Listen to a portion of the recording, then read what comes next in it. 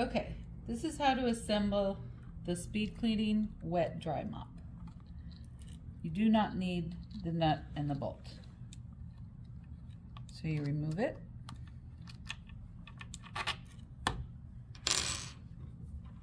You do need to extend your pole. This is very important. If you try and connect it, you don't have enough room.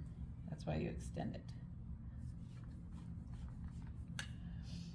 Then the collar, you open this up all the way.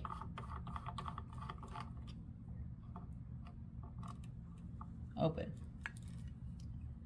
Then you insert the pole all the way down. Here. Then you tighten.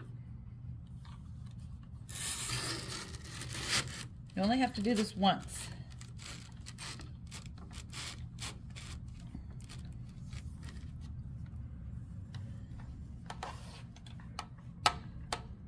And you're ready. It's ready to go.